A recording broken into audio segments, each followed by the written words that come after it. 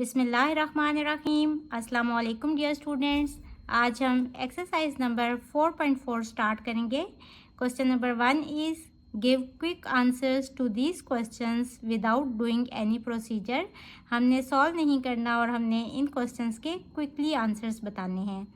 If HCF of two polynomials x cube plus 5x square plus 6x and x cube plus 9x square plus 14x is obtained as x square plus 2x, then उन्होंने हमें दोनों polynomials का HCF दे दिया जो कि है x square plus 2x.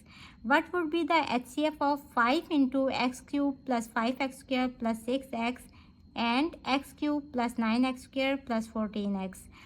तो यहाँ 5 इससे मल्टीप्लाई हो रहा है, बट इस वाली पोलिनोमियल में 5 के साथ कुछ भी कॉमन नहीं है और ये दोनों पोलिनोमियल्स यही वाली पोलिनोमियल्स हैं, तो इनका HCF x square plus 2x ही होगा। What would be the HCF of x cube plus 5x square plus 6x and 2 into x cube plus 9x square plus 14x। हमने लास्ट एक्सरसाइज में किया कि दोनों पोलिनोमियल्स के जो कॉमन फैक्टर्स होते हैं उनको हम मल्टीप्लाई करके HCF में लिख देते हैं। तो यहाँ देखें इन दोनों का कॉमन फैक्टर कौन सा है जो कि हमारे पास गिवन है x square plus 2x, but 2 के साथ इस वाली पोलिनोमियल में कुछ भी कॉमन नहीं है, तो इट मीन्स कि इन दोनों का HCF x square plus 2x ही होगा। इसका पार्ट 3 देखें। What would be the HCF of 3 into x cube plus 5x square plus 6x and 7 into x cube plus 9x square plus 14x। तो यहाँ भी 3 के साथ इस वाली पोलिनोमियल में कुछ भी कॉमन नहीं है और सिमिलरली 7 का कॉमन इस वाली पोलिनोमियल में नहीं है, तो इन दोनों का HCF x square plus 2x ही होगा। What would be the HCF of 15 into x cube plus 5x square plus 6x and 25 into x cube plus 9x square plus 14x। अब ये जो अंदर दोनों पोलिनोमियल है इनमें जो कॉमन फैक्टर है वो हमें गिवन है x स्क्वायर प्लस 2x। अब हम देखेंगे कि 15 और 25 में क्या कॉमन है। तो देखें हम 15 को ऐसे लिख सकते हैं 5 इंटू 3 और 25 को हम 5 इंटू 5 करके लिख सकते हैं। तो इन दोनों में 5 जो है वो कॉमन है, तो इन दोनों का HCF क्या होगा, हम इस HCF के साथ एक 5 भी मल्टीप्लाई कर देंगे। तो 5 into X square plus 2x HCF होगा इन दोनों पोलिनोमियल्स का। Part 5 is does HCF of the given polynomials will remain unchanged if both are multiplied by x। अगर हम दोनों पोलिनोमियल्स को x से मल्टीप्लाई कर दें तो क्या HCF हमारा चेंज होगा या नहीं। तो देखें अगर इसको भी हम x से मल्टीप्लाई कर देते हैं और इस पोलिनोमियल को भी x से मल्टीप्लाई कर देते हैं तो इन दोनों में x भी कॉमन हो जाएगा, तो हमारा HCF चेंज हो जाएगा। तो हम कहेंगे yes it will be changed और क्या होगा x into X square plus 2x। अंदर वाली टर्म यही रहेगी और चूंकि दोनों को हमने x से मल्टीप्लाई किया था तो x एक हमारे साथ कॉमन भी आ जाएगा और हम ये भी हमारा आंसर हो सकता है और हम इसको x cube plus 2x square करके भी लिख सकते हैं, तो ये भी हमारा आंसर हो सकता है। Question number 2 is find the LCM of the following monomials bye completing the table. हमने गिवन मोनोमियल्स का LCM फाइंड करना है और हमने टेबल को भी फिल करना है। तो जैसे हमने HCF में किया हमारा फर्स्ट स्टेप सेम होगा, हम इन दोनों के फैक्टर्स फाइंड कर लेंगे। सबसे पहले हमें चाहिए LCM ऑफ न्यूमेरिकल कोफिशिएंट। तो कोफिशिएंट क्या होते हैं, जैसे x6 y के साथ 8 कोफिशिएंट है और इस मोनोमियल में 4 हमारा कोफिशिएंट है। तो 8 को हम ऐसे लिख सकते हैं 2 इंटू 2 इंटू 2 और 4 के फैक्टर्स हैं 2 इंटू 2। तो इनमें जो कॉमन है वो 2 स्क्वायर है और जो अनकॉमन है वो 2 है। HCF में हम जो कॉमन होते थे सिर्फ वही लेते थे, बट यहाँ हमने अनकॉमन भी साथ में मल्टीप्लाई करना है। इन अदर वर्ड्स जो 2 की मैक्सिमम पावर होगी हम वो लेंगे और बाकी वेरिएबल्स में भी जो मैक्सिमम पावर होगी वही हम लेंगे। तो यहाँ देखें 2 क्यूब हमारी मैक्सिमम पावर है, तो यहाँ 2 क्यूब हमारा LCM होगा न्यूमेरिकल कोफिशिएंट का और 2 क्यूब क्या होता है 8, तो यहाँ आ जाएगा 8। LCM ऑफ x, यहाँ देखें x की मिनिमम पावर है बट इन दोनों में मैक्सिमम पावर x6 है, तो x6 हमारा LCM होगा x का। y वेरिएबल को देखें, इन दोनों में मैक्सिमम पावर ऑफ y ही है, तो यही हमारा एलसीएम ऑफ y होगा। और एलसीएम ऑफ z, यहाँ z नहीं है और यहाँ z की पावर 1 है, तो मैक्सिमम पावर z की पावर 1 है, मीन्स के z। तो रिक्वायर्ड एलसीएम क्या होगा, हम इन सब को आपस में मल्टीप्लाई कर देंगे। 8x 6y is our LCM. Second part देखें, 12x² y4z और 24x³ का हमने एलसीएम फाइंड करना है। सबसे पहले कोफिशिएंट लेंगे 12 और 24 और इनके फैक्टर्स लिख लेंगे।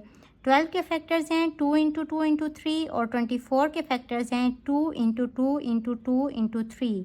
अब देखें इनमें 2 की हाईएस्ट पावर कितनी है, यहाँ 2 स्क्वायर है और यहाँ 2 क्यूब है, तो 2 क्यूब हाईएस्ट पावर ऑफ 2 है, तो ये यहाँ लिख देंगे। और 3 की हाईएस्ट पावर कितनी है, 3 एक ही है, तो 3 ही इसकी हाईएस्ट पावर होगी 1। तो ये देखें, इसको सॉल्व करें, ये है 8 एंड 8 × 3 इज़ 24, तो 24 हमारा एलसीएम ऑफ न्यूमेरिकल कोफिशिएंट होगा। अब यहाँ हमने एलसीएम ऑफ x फाइंड करना है। यहाँ x की पावर 2 है और यहाँ 3 है, तो highest power of x is x³, so this is our LCM of x। LCM of y देखें, यहाँ y 4 है और यहाँ y है ही नहीं, तो y 4 ही मैक्सिमम पावर है, तो LCM of y is y4। LCM of z कितना होगा, यहाँ सिंगल z है और यहाँ भी z की पावर 1 है, तो z ही हमारा एलसीएम होगा z का। तो इन सब को मल्टीप्लाई करेंगे, हमारे पास रिक्वायर्ड एलसीएम आ जाएगा 24x³ y4z। इसका थर्ड पार्ट देखें, 18x³ 9xy² 6x6y3। हमारे पास 3 मोनोमियल्स गिवन हैं और हमने इनका एलसीएम फाइंड करना है। सबसे पहले हम कोफिशिएंट का एलसीएम फाइंड करते हैं। पहला स्टेप क्या होता है कि हम इनके फैक्टर्स बना लेंगे 18, 9 और 6 के। अब 18 के फैक्टर्स बनाएं, 2 9s are 18, 3 3s are 9 and 3 1s are 3। तो 2 × 3 स्क्वायर इसके फैक्टर्स आ गए। 9 के फैक्टर्स हैं 3 × 3 मीन्स 3 स्क्वायर और 6 के फैक्टर्स हैं 2 × 3। अब यहाँ देखें 2 की हाईएस्ट पावर कितनी है, यहाँ 2 एक दफ़ा है, यहाँ भी एक दफ़ा है और यहाँ है ही नहीं, तो हम 2 की पावर 1 मीन्स के सिंगल 2 यहाँ लिख देंगे एलसीएम में। और यहाँ 3 की मैक्सिमम पावर है 3 स्क्वायर।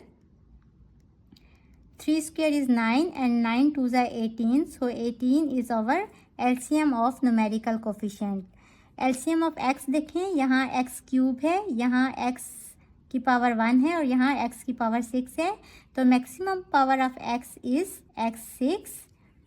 y की मैक्सिमम पावर y² है और z की मैक्सिमम पावर z³ है। तो रिक्वायर्ड एलसीएम इन सब को मल्टीप्लाई करने से आएगा 18x6y² z³। नेक्स्ट पार्ट देखें, यहाँ कोफिशिएंट सिर्फ 28 है, यहाँ है ही नहीं और यहाँ भी नहीं है, तो 28 ही हमारा एलसीएम होगा न्यूमेरिकल कोफिशिएंट का।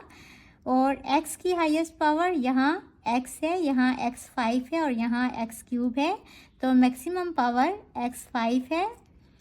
y यहाँ y है, यहाँ y³ है और यहाँ y की पावर 5 है, तो y की पावर 5 जो है ये हमारी मैक्सिमम पावर होगी y की।